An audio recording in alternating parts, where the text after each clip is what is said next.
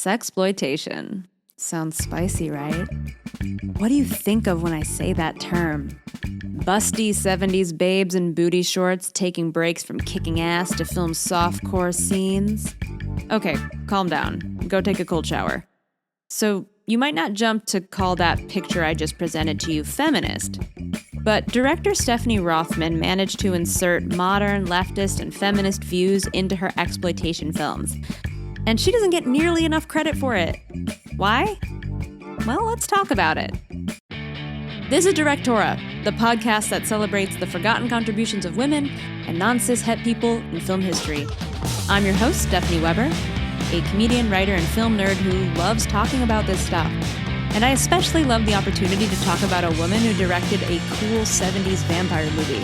I love that shit. And today, we get to do that shit. We have talked about the very early history of women in cinema. But I wanted to jump around a little bit. Don't worry, we'll go back and forth. But if you listen to the episode on Lois Weber, then you recall how I said that there were multiple female directors working in early Hollywood. But the little old 19th Amendment caused so much backlash against women in power that women were almost entirely shut out of the industry for decades. Like, literal decades. There are some outliers whom we'll talk about, like Dorothy Arzner and Ida Lupino, but that's it. It's those two outliers. And it wouldn't be until the swingin' 60s and 70s that women found their way behind the camera again.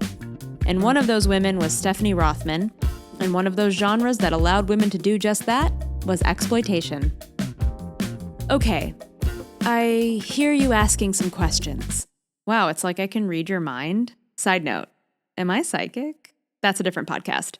Let me address the questions that I'm sure you have. What is exploitation? And why did it take decades for women to work as directors again? Those are great questions. I'll take the second one first. There are a few reasons, but they all happened during the tumultuous decade known as the 1960s. For one, the censorship code, the Hays Code, finally fell. Hooray! As did the studio system. This is what also gave birth to the American independent movement. I'll talk more about the censorship code in a future episode because it affected so much of the depiction of women, queer people, and non-white people on screen. But just know that film finally broke free in the early 60s. Very briefly, the Hays Code descended upon Hollywood in 1934, and it drastically changed what people could show in films. That's why people get so excited about pre-code Hollywood movies. They had sex, violence, innuendos, strong women, difficult themes. Famous pre-code movies you may have seen include Freaks and the original Scarface, which is shockingly violent for its time. But the code had a million rules of what you could and could not put into movies. Rules weren't just about violence and sex. They also required good guys win, couples sleep in separate beds, interracial romance is forbidden, religion had to be shown positively with clergy only being good guys, no drugs, no sympathy for criminals, and my favorite, no lustful kissing. In 1952, the Supreme Court ruled that films were protected by the First Amendment, and that inspired filmmakers to fight back. So slowly, over the course of a little over 10 years, people started to stretch the rules. One of my favorite film facts is that Alfred Hitchcock's Psycho helped break the code, not just with the opening scene of Janet Leigh in her bra after she just had sex with a married man, or the infamous shower stabbing scene. I guess both of those would be enough. But the real kicker? A close-up of a flushing toilet. Que scandalo! The code finally fell in 1968 officially and gave way to the rating system. But like I said, I might do a whole episode on it because it's fascinating. According to Heidi Honeycutt's amazing book on women in horror called I Spit on Your Celluloid, great title, the 60s essentially broke the film industry wide open due to the equal opportunity demands that came with the civil rights movements. So combine those demands with the birth of the pill and the end of the Hays Code, and you have a space that finally feels friendly to women. Film also felt friendlier to everyone. Film stock was now much cheaper than it had ever been before, making it affordable for the average Jane to pick up a camera. Film also began to be taught in liberal arts colleges across the country. And suddenly, anyone could go to film school. And some programs even offered scholarships or special fellowships to foster female talent. It was a whole new world. And that all sounds great, but let's address the other question. Do you remember what it was? Oh, okay, I do. What is exploitation? I know that exploitation sounds like a bad word, but in film, it's fun. Exploitation cinema is typically defined by its cheapness and its way of handling sensational material for financial gain. They tended to be violent, gory, sexual, weird, niche, and they liked to capitalize on trendy controversies that would just get butts in seats. But above all, the budget was low, low, low. For example, the budget for legendary B-movie producer Roger Corman's first film was $50,000, and the budget for his final film was $500,000. These movies were made 67 years apart. I should mention, Corman lived to be 98 years old, having passed away just last year. But more on him in a moment. There were quite a few female directors in the exploitation space, such as Barbara Peters, Roberta Findlay, and Amy Holden Jones. But one woman whose films danced a delicate balance of exploitation, feminism, and art house was Stephanie Rothman, who famously directed The Velvet Vampire. Stephanie Rothman, she's our subject today. And I want to say at the jump that Rothman's case is curious. She has said before that she never wanted to make exploitation films, that she did it because it was the only way she could make films. It was what was offered to her. And before anyone gets judgy, I think it's important to remember that. Directors Claudia Whale and Elaine May were working in the 70s, but that's sort of it. The 70s are an enormous time of transition, not just for film, but for, society? We see a lot more female directors, producers, and screenwriters in the next decade, which means that these few women who were working in the 70s made a giant impact. And one of those women who's not given nearly enough credit because of the genre is Stephanie. To prep for this podcast, I read a really good book on Rothman's work called The Cinema of Stephanie Rothman, Radical Acts in Filmmaking. It was also incredibly academic, so be warned. The book spent the first 40 or so pages on feminist film theory, like I said, academic as hell, and how the study of women in films is often skewed to be specifically feminist in such a way that it can deride or erase women who weren't mainstream or feminist enough. And I hate that word enough, don't you? I'm sure we've all wondered a lot, am I fill in the blank enough? Am I tall enough? Am I smart enough? Am I man enough? Am I queer enough? Am I Latina enough? The list goes on and on and on, and it sucks to ask the question, is it feminist enough? Because when you ask those questions, you have to wonder, enough according to whom? So it sucks when talking about Rothman because she wanted to make art house movies with modern themes. She wanted to make the kinds of films that film historians focus on. She wanted to make feminist movies, but she didn't have the means. She had to work with what she got, and what she got was an opportunity to work with the king of B-movies, Roger Corman. And more than anything, it just sucks to leave out a woman who did manage to sneak feminist themes into low-budget movies at a time when so few women were directing. An impressive feat, if you ask me. Now I'm getting ahead of myself. Let's go back a bit. How did Stephanie Rothman become a director in the first place? Rothman was born in New Jersey, but she grew up in LA. She studied sociology at UC Berkeley, but film was never on the horizon for her. According to an interview with Shockwave Podcast, Rothman says that she was finally inspired by European cinema. She vividly remembers going to see Ingmar Bergman's Swedish masterpiece, The Seventh Seal, and she was so blown away by the artistry that she was witnessing.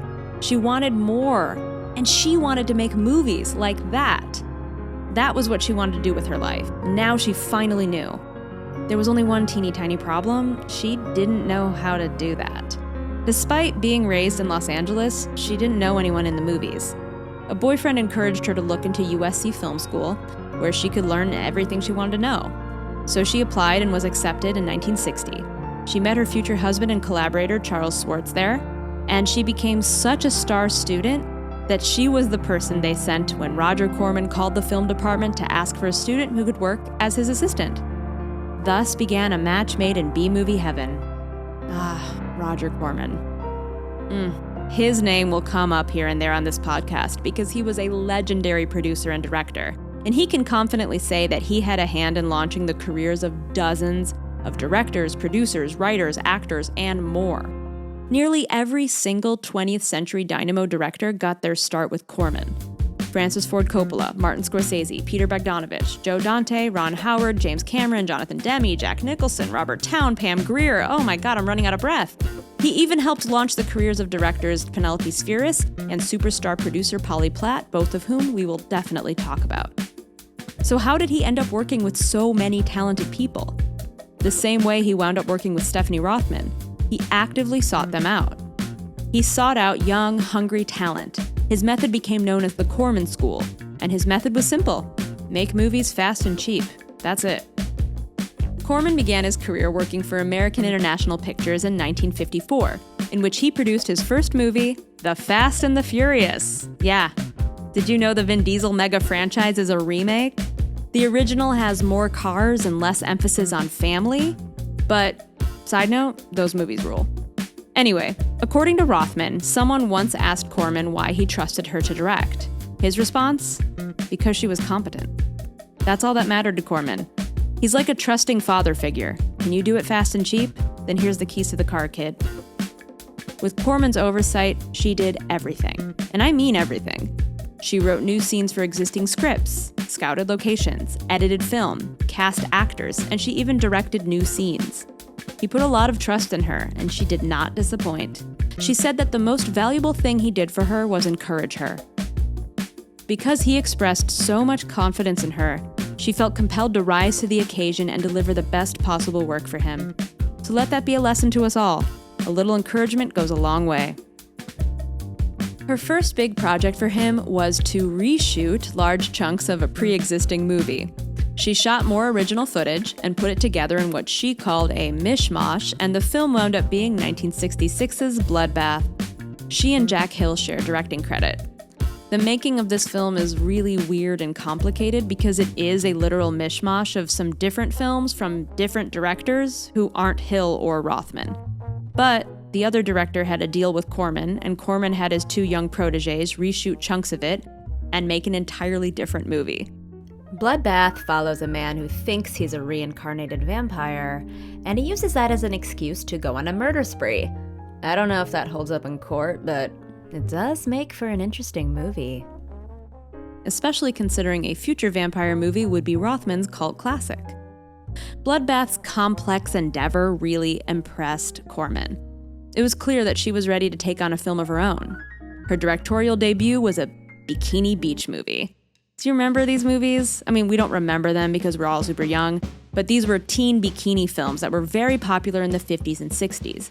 Her 1967 movie, It's a Bikini World, might arguably be the last of the genre. Why don't you join the party? Oh, it's nice to feel wanted. There's a vacancy. There sure is. Right between your ears. While she isn't necessarily proud of the movie is surprisingly girly for a genre that was targeted towards teen boys taking dates to drive-ins. There are several gags in the movie that poke fun at the inequality of the sexes. Her female characters were strong, confident chicks while the guys were hapless idiots. This was an entirely new mode of doing things, especially in teen beach movies. Her characters called the men out for not being skilled enough to match their egos, and there's a great scene in which one of the leading ladies is mocked by the teen boys for wanting a fuchsia surfboard, only for the cool surf shop owner to have a bunch of different shades of fuchsia to offer her. As Cosma wrote in her book, while the trend of the newly assertive women was popular in mainstream romantic comedies of the time, like those of Doris Day and Rock Hudson, it was uncommon in the beach party cycle, providing Rothman with a novel hook. That sounds cool as hell to me, but Rothman didn't enjoy making a bikini picture. She said she felt actively depressed after making the film, and was unsure if this is the kind of work she really wanted to make. Did she actually want to be a director, if this was the stuff she's expected to do? She went into a semi-retirement for a few years, until returning to Corman to work as a PA for his 1970 comedy Gas. She had such a gas being back in the movies that she threw herself back into directing.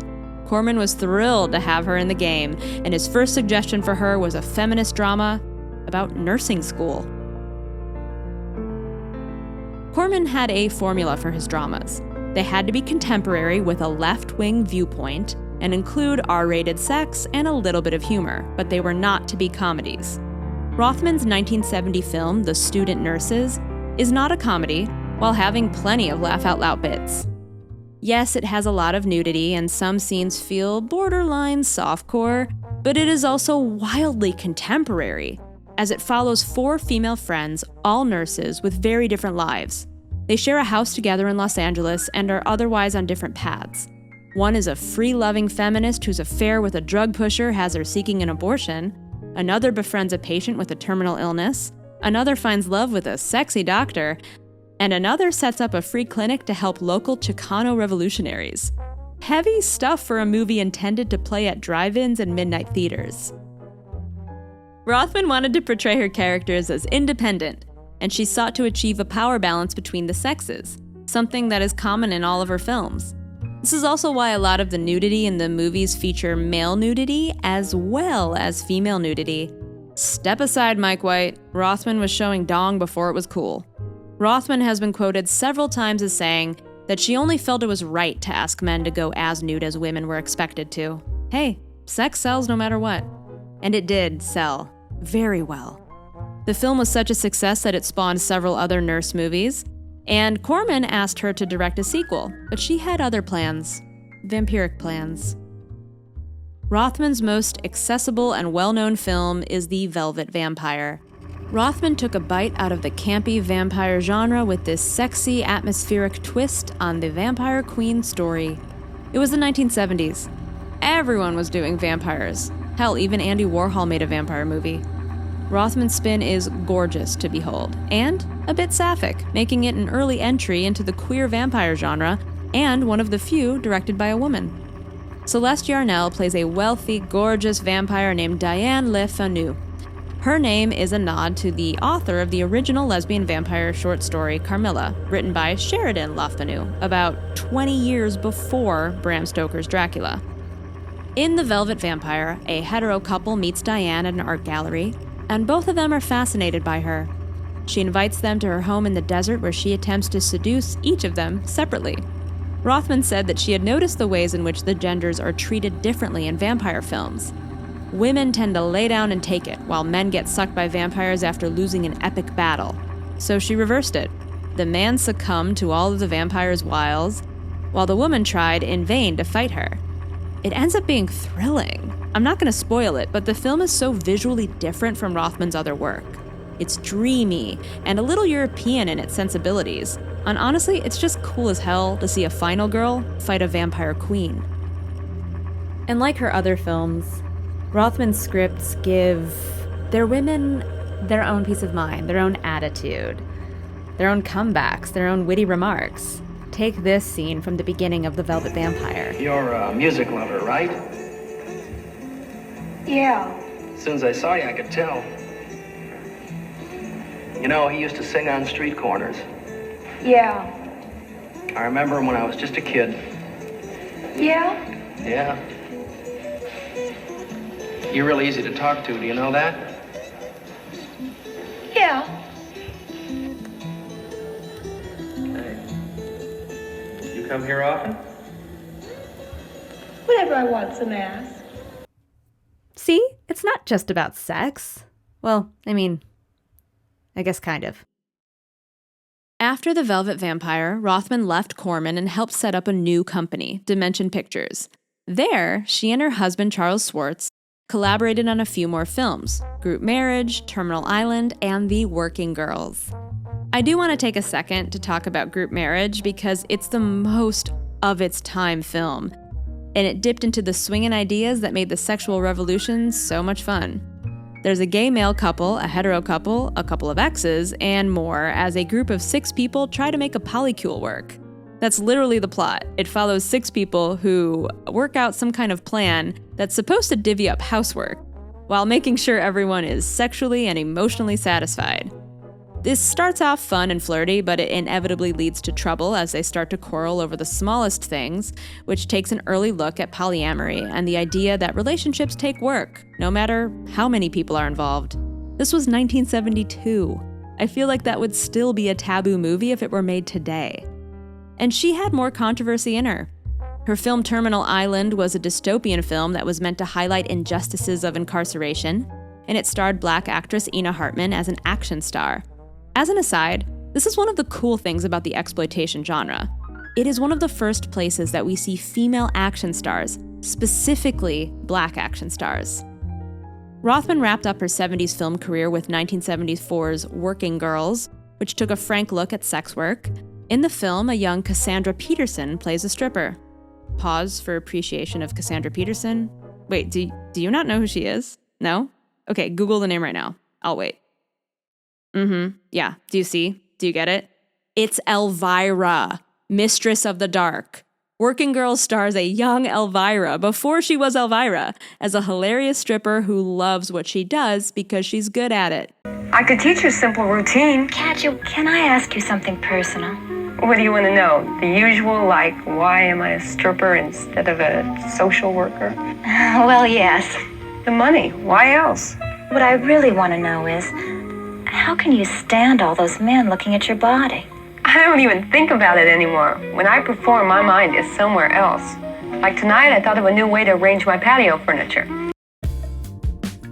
Despite all of these films that were successful for being exploitation films, Rothman struggled to be taken seriously by the mainstream film world. This upset her.